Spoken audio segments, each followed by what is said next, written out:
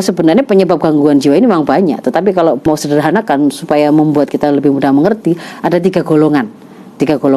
Yang pertama itu hal-hal yang berkaitan dengan gangguan fisik kita, biologis kita atau organ kita. Misalkan seseorang yang dia dulunya adalah pecandu narkoba sampai kemudian merusak otaknya, atau dia pernah mengalami kecelakaan yang kemudian itu membuat otaknya cedera atau sarafnya cedera. Nah, itu sesuatu yang sifatnya organik, fisik, biologis, itu juga berpengaruh. Begitu. Ada kelainan pada otaknya atau karena infeksi tertentu kemudian ternyata membuat dia juga terganggu ya. Atau dia pernah kecanduan obat, kecanduan alkohol. Nah, itu berpengaruh di sini, faktor pertama. Faktor yang kedua, ini kaitannya dengan tidak terpenuhinya kebutuhan manusia dalam aspek apa? Rasa, emosi, jiwa, begitu ya, mental. Jadi misalkan seseorang itu ini karena salah pola asuh. Orang tua yang sangat sangat memanjakan bisa, atau sebaliknya sangat tidak merawat dan bahkan juga kerap kali melakukan kekerasan baik fisik maupun mental. Mungkin dia sering dikata-katain, dia dihina, direndah-rendahkan, misalnya seperti itu ya. Ada konflik, ada krisis. Nah, ini termasuk yang di nomor 2. Yang ketiga itu adalah faktor gangguan sosial atau lingkungan. Ini berupa stresor, penyebab stres yang bersifat psikososial, mulai dari misalkan persoalan perkawinan, konflik di dalam hubungan antara orang tua dan anak, persoalan hubungan antar personal ketika di dunia kerja, di sekolah, di lingkungan, masalah finansial tadi, masalah hukum dan seterusnya yang sejenis dengan itu. Nah, kalau kemudian kita mau gabungkan lagi dengan penjelasan bagaimana sih sebenarnya seseorang itu akhirnya yang mulanya dia itu normal, kemudian kok sampai kemudian jatuh kepada kondisi orang sederhananya mengatakan stres kalau zaman dulu. Sekarang mental illness gitu ya. Kalau dulu kan seringnya bilangnya stres gitu saja.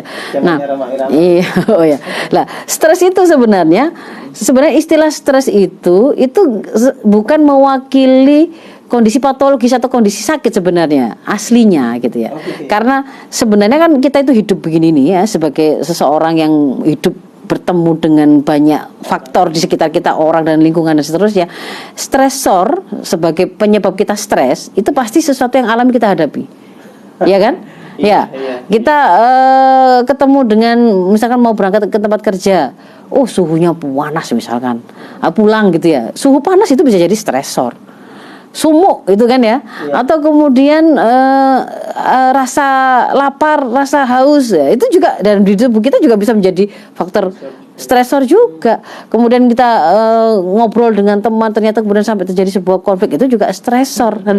Persaingan dalam mencari uang, dalam persoalan ekonomi, atau kemudian melihat kita buka sosmed, kita membaca orang flexing membuat kita kemudian itu juga stresor gitu. Nah, stresor ini tuh banyak, bahkan mungkin ada pada diri kita sendiri. Misalkan ngaca kemudian lihat ada jerawat, stres di situ misalkan gitu. Itu juga jadi stresor. Jadi stresor itu memang alami, pasti akan kita temui, dan kemudian tubuh kita itu akan meresponnya. Tubuh kita itu akan meresponnya baik secara pemikiran, secara fisik, secara psikis, secara sosial, secara spiritual, kita akan meresponnya, dan respon itulah yang kemudian akan bergabung dengan berkombinasi antara kekuatan stresor dan kemampuan kita menghadapi itu untuk kemudian menjadikan akhirnya kita jadi orang yang stres atau tidak stres. Semua orang pasti menemui stresor gitu loh, tapi tidak semua orang itu akhirnya jatuh pada kondisi stres. Nah, jadi di situ berpadu dua hal, antara tekanan atau stresor dengan daya tahan, dan itu sangat dipengaruhi oleh persepsi terhadap stresor dan persepsi terhadap daya tahan. Nah, karena kalau kita bicara misalkan trauma lah gitu ya, trauma sebagai salah satu stresor. Trauma itu misalkan kemalingan gitu ya. Kemalingannya itu fakta objektif. Tetapi apakah kemudian fakta objektif itu dirasakan sebagai sesuatu yang sangat bermasalah dan memukul jiwa seseorang? Itu enggak objektif, itu subjektif. misalkan begini, saya realnya ya. Saya punya pengalaman kemalingan 4 kali Mas Ishak ya. Kemalingan langganan ya. Ya. Karena memang enggak, waktu itu awal-awal itu tidak ada tetangga, jauh dan seterusnya, dan kita sering pergi, dan sebenarnya bukan karena kaya gitu. Rumah itu enggak ada barang bahkan, sehingga kemudian kami yang merasa santai saja gitu meninggalkan rumah itu tadi. Nah, satu saat itu saya ketemu dengan teman yang waktu itu sama juga, dia dokter gigi gitu ya, yang kemudian menceritakan baru saja semalam itu kemalingan gitu. Dan setelah kemalingan itu pokoknya dia itu bilang tidak mau lagi tinggal di rumah itu gitu. Dia tidak mau, kuapok tidak mau tinggal di rumah itu. Nah, ketika saya mendapati cerita itu begitu, saya justru malah berpikir loh, jadi kemalingan sekali itu bisa loh membuat orang itu merasa kapok dan ketakutan, dia tidak sanggup lagi tinggal di rumah itu. Lah saya kok 4 kali kemalingan kok ya santai-santai saja gitu ya.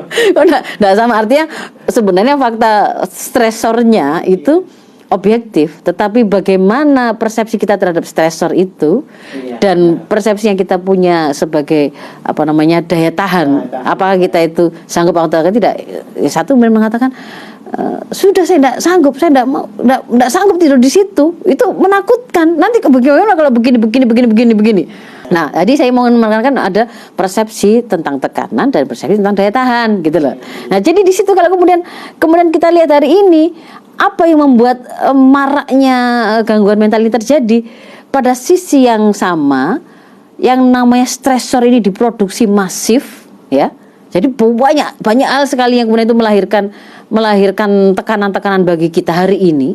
Pada saat yang sama daya tahan yang kita miliki, yang harusnya kita bangunkan pada generasi kita, itu ada pada kondisi yang paling dilemahkan, atau kita malah lupa membangun ketahanan itu.